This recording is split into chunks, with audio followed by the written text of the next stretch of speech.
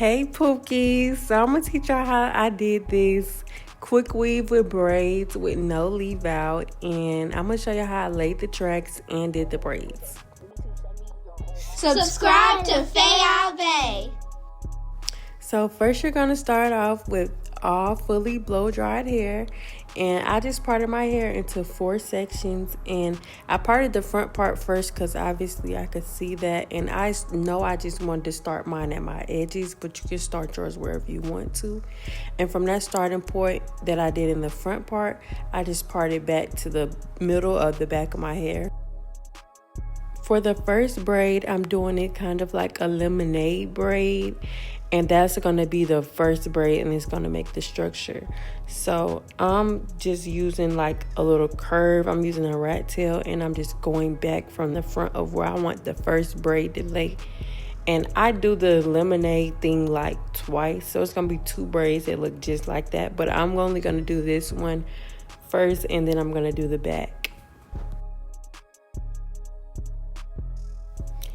And I'm not going to braid all of them on camera. I am going to braid this one, and I'm going to speed it up. But for the other ones, I'm just going to show you the parting placement.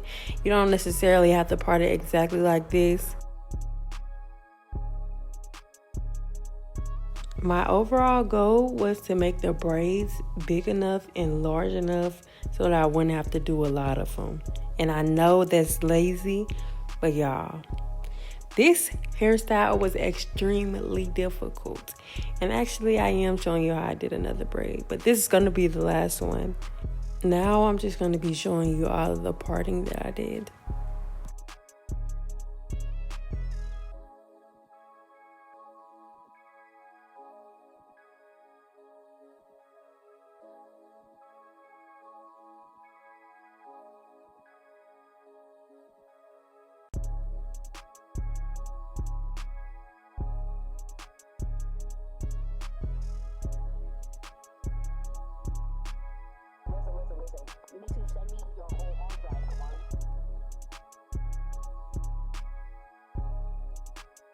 This is my second lemonade type braid, and after this one I am going to do another one going the other way. I just think that's the best way to do the lemonade braids instead of just having them all going one way and then trying to alternate. So this one is the second lemonade braid, and then I'm going to go the opposite way, and then I'm going to keep alternating until I can't anymore.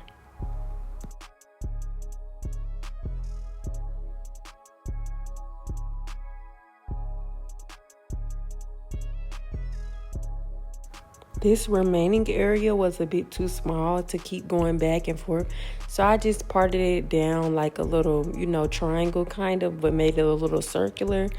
Now we're about to get into the quick weave part. I'm just putting up my edges, and for the first braid, I braided it all the way down a little bit, but not all the way because I'm just going to add it into my second braid because it's like in the front perimeter of my hair.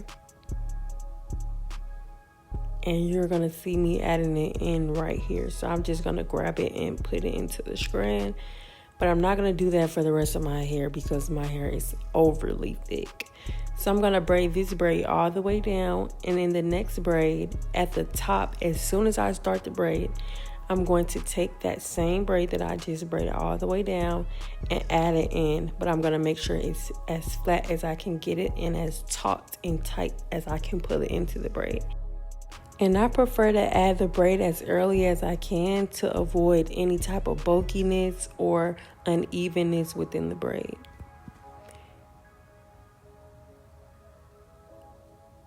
And I can't forget to add the little small braids that we already did for the leave out part kind of.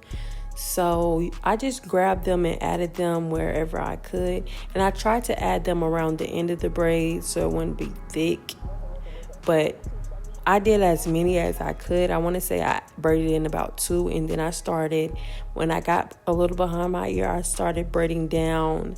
And in order to close off the braiding area, I did braid from side to side until I got into the middle. And in that middle part, I did add in the braid from each side of the braid, if that makes sense. So you're going to see me grab the other one after I just added in the one from the left.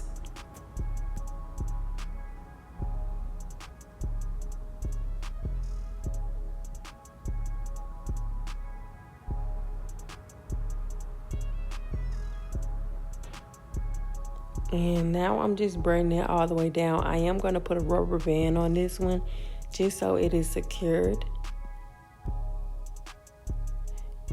And now I'm just going to fold it up because, y'all, this is a lot of hair. I had to figure out how to put it down. But for these middle braids, I did end up just wrapping them up around themselves. You can see what I'm doing. It's harder to explain. And for the ones in the back, I put them under the quick weave, to get rid of that gap as well. And then I pulled them up through the way that I just had them like aligned. And next time oiling my scalp, I probably should have did that before, but I don't know. Now I got the cap on, and I'm just going to cut my ear out, and I'm going to line it around with glue, and I'm going to place my quick weave protectant on the cap and blow dry it, and that's all I'm going to do until I place the tracks.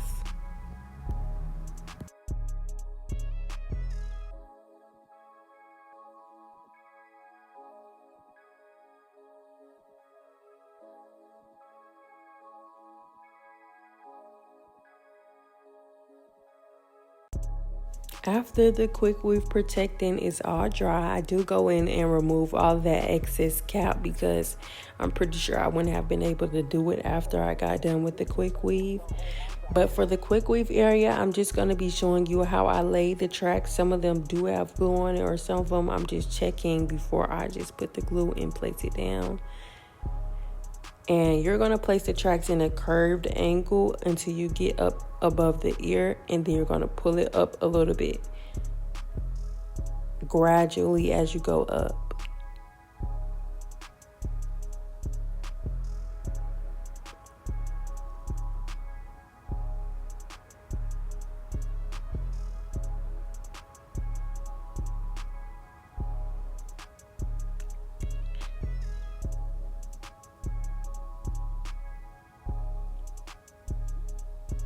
And for this piece, this was like the first piece that I actually went up and around for. And now I'm just going to be placing the tracks to make a circle. So for this part right here, I couldn't see in the back of my hair, and I didn't feel like keep turning around and swiveling. So I just put it to the half mark of half of the circle. And I did that for about 2 tracks. And then when I turned back around, I did end up doing the back part of the circle. So overall, you're just going to be making a circle so that you can fill it in with the closure.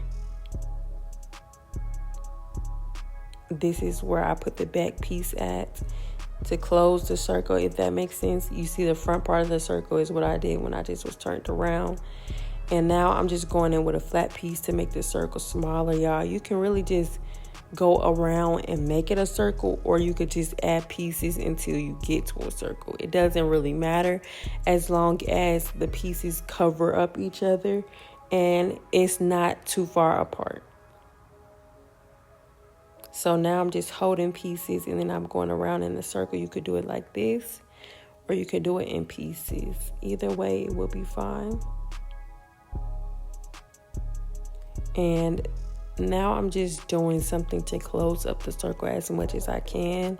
So that one I put like in a line, and now I'm going to make like a U shape. And then I'm just going to put my closure right there, right in the middle. It's that simple. And in order to make your closure, you're going to take a track and put some glue on it and roll it on itself. You don't need glue on both sides. You only need glue on one side of the track. It's going to glue as you roll it up. It's kind of like a fruit roll up. So you're going to continue to roll it up until you get the size of the part that's missing in your quick weave. And I'm going to be checking. You're going to see me check it in the next clip. But I'm just going to make sure that it fits into the hole. And that's really all that matters. So after you get done making it the right size, you're going to cut off the excess track. Then I spread it with some oil sheen because it makes synthetic more manageable. And then I'm going to go in with my flat iron. I'm flipping the hair like inside on itself. And then I'm grabbing with my flat iron and I'm just going to press it down in place the way I have it. Then when it's done, it should look like this. And I'm going to put some glue on it, and I'm just going to smack it right in that hole. I'm going to blow dry it for a little bit. And this next part is optional if you just want it to look seamless.